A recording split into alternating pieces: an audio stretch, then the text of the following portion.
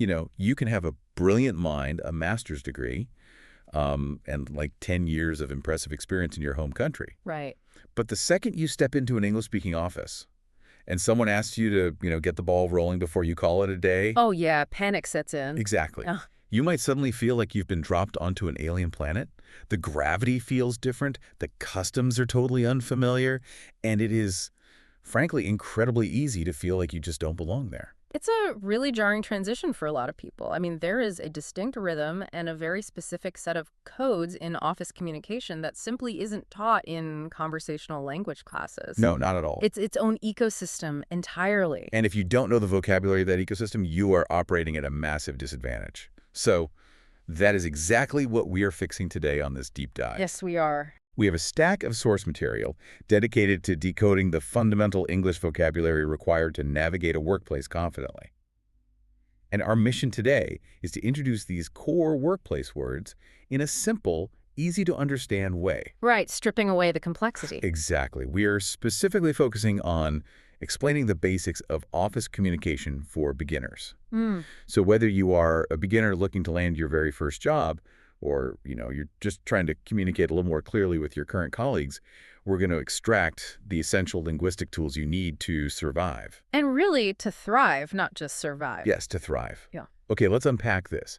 Because before you can even worry about what happens inside an office, you have to get your foot in the door. You do. You have to establish your professional identity. Which requires a very specific type of paperwork. The sources lay out 2 foundational documents for the job search, and the distinction between them is actually quite revealing about how English-speaking corporate cultures operate. Okay, lay it on me. So you have the resume or CV, depending on where you are, and the application. Right, and initially I looked at those in the text and thought, wait, aren't these just 2 pieces of paper saying the exact same thing?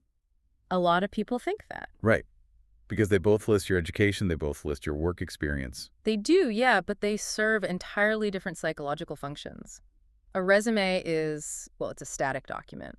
It's essentially a historical record of your existence in the professional world up to this point in time. Like a timeline. Exactly. And linguistically, it's very noun-heavy. It tells them what you were. An application, however, is an active, formal bridge. Interesting. It's you taking that history and actively shaping it to fit their specific company. So it's much more verb-heavy. Oh, that makes a lot of sense. So it's almost like the resume is the museum of your career, and the application is the sales pitch for the future. That is a perfect way to put it. And if that pitch works, you find yourself sitting in an interview, which is, the movie trailer for your career. Yeah. You need the exact right script to get the audience interested. You really do. And our sources highlight some core vocabulary for this phase, particularly around discussing your strengths and weaknesses. Talking about strengths is pretty obvious, right? You want to say things like, I am hardworking and organized. Right, the standard positive traits. Yeah. But the advice on how to phrase a weakness is fascinating. The guide suggests using the phrase, I am working on, as in, I'm working on my public speaking. Yes, and the phrasing there is incredibly strategic. Notice they don't suggest saying, I am bad at public speaking, or I cannot do public speaking. Right, which is what you might naturally say if you're just translating directly from another language. Exactly. In English, saying I am bad at attaches the flaw to your permanent identity. It sounds unchangeable. Oof, yeah. You don't want that. But using the present continuous tense, I am working on, that completely reframes the narrative. Because it turns a deficit into like a demonstration of growth. Precisely. It signals self-awareness and proactive effort. You're telling the interviewer that, hey, I've identified a gap in my skills and I am already in motion to fix it. It's so smart. It's a highly sophisticated way to answer questions like, tell me about yourself, or why do you want this job, without ever sounding defensive. I always think of that tell me about yourself question, and specifically the follow-up, what do you do, as the ultimate traps? Oh, they definitely can be. I mean, what do you do is probably the most common icebreaker in the English-speaking world. Oh, without a doubt. And the source gives us the core titles to answer that. Things like office worker, manager, engineer, accountant, sales representative, teacher, or freelancer. The classics. Right. But honestly, as I was reading this list, I couldn't help but wonder why we are so obsessed with this question. Why is what do you do the universal entry point for getting to know a human being? What's fascinating here is that it's a really heavy question, culturally speaking. Yeah, because in many cultures, you might ask where someone is from or who their family is. But in English-speaking professional environments, your economic function is often treated as your primary identity. Wow, that's kind of bleak when you put it like that. Well, look at the linguistic structure of those titles you just listed. There's a pattern there. Notice how English uses the suffixes "er" or to signify the doer of an action. Well, right. Manage becomes manager. Engine becomes engineer. Freelance becomes freelancer. You are literally taking an action and turning it into a permanent noun. Exactly. You aren't just a person who manages things occasionally. You are a manager. It transforms a daily task into a permanent identity. That is wild to think about. So for a beginner, mastering these titles isn't just about memorizing a translation. When you say, "I am an accountant," you are instantly giving the other person a mental map of how your brain works, what your skill set is, and your baseline value to a company. You are planting a flag in the professional ecosystem. Exactly. You are saying, "This is who I am here." I want the listener to really think about their own job title right now. Think about the word you use to describe yourself. Does it actually describe the actions you take every day? Or does it just signal to everyone else where you fit in the hierarchy? It's usually the latter. Right, because once you secure that title and you walk into the company on day one, you have to physically place that identity somewhere. So we move from the abstract job title to the physical territory of the workspace. And the physical mapping of the office is a crucial next step. Yeah, our guide breaks down the physical areas.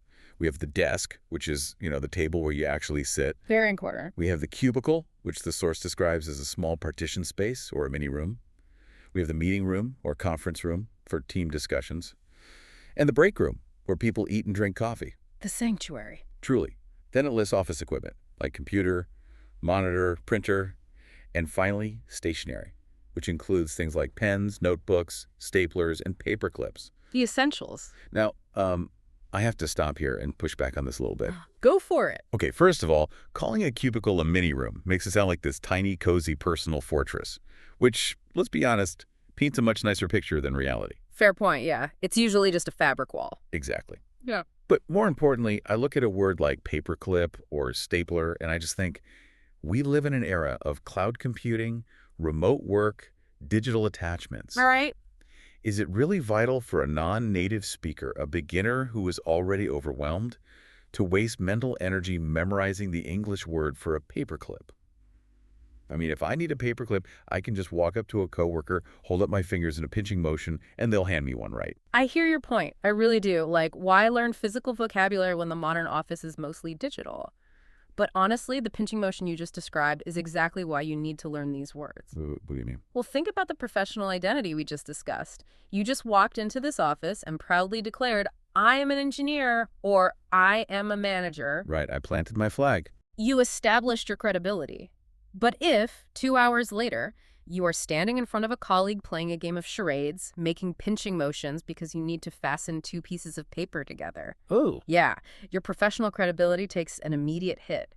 You look helpless over a basic physical object. Oh, wow. I hadn't thought about the optics of that at all. It matters. And beyond the optics, there is a very real psychological concept at play here called cognitive load. Okay, break that down for me. When a beginner starts a new job in a new language, the amount of mental effort they are expending just to survive the day is astronomical. Yeah. They are navigating complex software, learning new names, trying to decode the company's strategy. Right, their brain is at maximum capacity. Exactly. They are completely maxed out. So if that same employee suddenly encounters friction on the most basic physical level, like needing a pen and not knowing how to ask for it politely, that tiny gap in vocabulary becomes a massive source of stress. Because it's just one more thing they can't do easily. Yes. Mastering the tangible physical vocabulary of the workspace reduces that cognitive load. It gives the beginner a secure foundation. If you don't have to think about the physical objects around you, you can reserve your mental energy for the complex work you were actually hired to do. Okay, that completely reframes it for me. It is like Maslow's hierarchy of office needs. Yes. You cannot focus on revolutionizing the company's marketing strategy if you are having a low-level panic attack about how to ask for a stapler. You have to secure the physical environment first. You have to ground yourself in the space before you can operate within it. So what does this all mean? Well, you know your identity, you know where your desk is, and you know what is on it. The next phase, our source outlines, is explaining the mechanics of your work. Right. The day-to-day. You have to be able to tell people what you actually do all day sitting at that desk, and you need to understand the parameters of your compensation. So we are moving from nouns to verbs here. And this is arguably the most functional section of the vocabulary. These are the phrases that dictate your daily reality. Totally. The guide extracts 4 key phrases for describing responsibilities. First, we have, I am responsible for, the example, I am responsible for answering phone calls. Classic. Then we have, I deal with, as in I deal with customer complaints. Then, my main task is to, for example, write weekly reports. And finally, I report to the marketing manager. I really want to highlight the subtle linguistic differences in those first 2 phrases because they carry very different emotional weights. Okay, how so? Well, I am responsible for implies ownership, strategy, and duty. You are the guardian of that task. I deal with, however, implies a reaction to a burden or a challenge. Oh, interesting. Yeah. So you are responsible for the marketing strategy, but you deal with the angry customers. That is a really great distinction. You don't want to say you deal with the marketing strategy. It sounds like you hate it. Exactly. It changes the whole tone. And then you have a phrase like, I report to. I always view that as identifying the captain of your ship. I like that analogy. Right. The moment you say to a colleague, I report to the marketing manager, it instantly clarifies the chain of command. It's like a navigational beacon for everyone else in the office to understand exactly where you sit in the hierarchy. It establishes your coordinates. And alongside those daily responsibilities, the text provides the vocabulary for time and money, basically the literal terms of your employment contract. Yes, the crucial stuff. So full-time is working about 40 hours a week. Part-time is fewer hours, like maybe 20 hours a week. Overtime, or OT, is working extra hours beyond your normal schedule. Which hopefully you get paid for. Let's hope. Then we have salary or wage, which is the money you earn. Yeah. And the deadline, the specific time or date a task must be finished, like Friday afternoon. Now, if we connect this to the bigger picture and back to what we were just discussing about your place in the hierarchy, mastering these specific categories, your responsibilities, your time, and your money, gives an employee something incredibly valuable. Oh, geez. Agency. Okay, explain that. Because honestly, I usually think of HR vocabulary as a bit of a trap. I feel like defining my main task is just a way for a company to box me in. I know a lot of people feel that way, but it's actually the exact opposite. This vocabulary is your protective armor. Really? Think about it. Imagine you are a junior employee. If you don't confidently know the definition of overtime, how do you explain to a demanding manager that you have worked past your 40 hours and you expect to be compensated? You can't. You just stumble over your words. Exactly. If you cannot clearly articulate that your main task is writing reports, how do you politely push back when someone from another department tries to dump their administrative work onto your desk? So if you don't know the exact words for your boundaries, you don't have boundaries. Precisely. If you can say, I am responsible for X, but I'm not responsible for Y, you protect your time. This vocabulary isn't just descriptive. It is protective. I love that. It allows you to set professional limits and clearly articulate your exact value to the company. So the formal vocabulary protects your paycheck and your sanity. Basically, yeah. But doing the actual work and maintaining those boundaries is really only half the battle of an office job, right? The other half is interacting with the people around you to actually get projects across the finish line. Yes. And our source shows that this requires a really interesting mix of formal politeness and informal phrasing. It's like the social lubricant of the workplace. Because an office isn't just a machine producing work. I mean, it is a community of people who have to tolerate each other for 40 hours a week. Tolerating is the key word there. And the guide starts with daily phrases for polite communication. Things like, could you help me with this? Do you have a moment? Let's schedule a meeting. And I will send you an email about that. The standard polite back and forth. Right. But the part I found most vital for beginners is the section on clarification. Basically, how to handle confusion professionally. Oh, this is so important. Admitting you don't understand something is terrifying when you are new. Oh, yeah. There is a deep fear that you will look incompetent. Totally. You just want to nod and pretend you get it. But the guide gives you specific professional scripts to use instead. Things like, could you repeat that, please? What do you mean by that? And I'm sorry, I don't understand. Which are lifesavers. They really are. I feel like having a prepackaged script like, what do you mean by that? Allows you to pause the conversation and ask for help without feeling like you are failing. It shifts the burden of explanation back onto the speaker. It saves your pride while getting you the information you desperately need. It is a highly tactical use of language. Now, here's where it gets really interesting, and honestly, a bit frustrating for learners. Because after teaching us all this very clear, literal, protective language, the guide introduces workplace idioms, the figurative language that offices actually run on. The unspoken poetry of the corporate world. Poetry is a generous word for it, but yes. The source highlights 3 specific ones. First, get the ball rolling, meaning to start a project or process, like let's get the ball rolling on the new plan. Which is like pushing a heavy boulder down a hill, right? It's hard at first, but then momentum takes over. Exactly. I love that analogy. Second, to be on the same page, meaning everyone agrees or understands the same thing. I want to make sure we're all on the same page. And third, call it a day, which just means to stop working. We finished our tasks. Let's call it a day. These are everywhere in business English. You can't escape them. They are. But when I read this, I kept thinking, if clarity is so vital in business, if we need exact deadlines and specific nouns for our job titles to protect ourselves, why on earth do business professionals rely so heavily on idioms instead of direct language? That's a great question. Right. Why not just say, commence the project instead of get the ball rolling? Why make it confusing for non-native speakers? This raises an important question about human behavior, because direct language, especially in a hierarchical environment, can easily be interpreted as harsh or demanding. Okay. Idioms act as a necessary buffer. Think of them almost like cheat codes in a video game that allow you to bypass people's defensive filters. Oh, cheat codes. Yeah. Okay, I like that analogy. How did that work in practice? Let's say a manager walks into a room and says, "Start working on the project now." Yikes. Right. It sounds like an order from a dictator. It reinforces a strict, stressful hierarchy.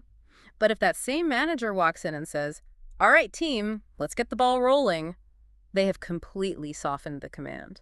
Yeah, it does feel totally different. Because the idiom makes it sound like a collaborative, dynamic team effort rather than a direct order.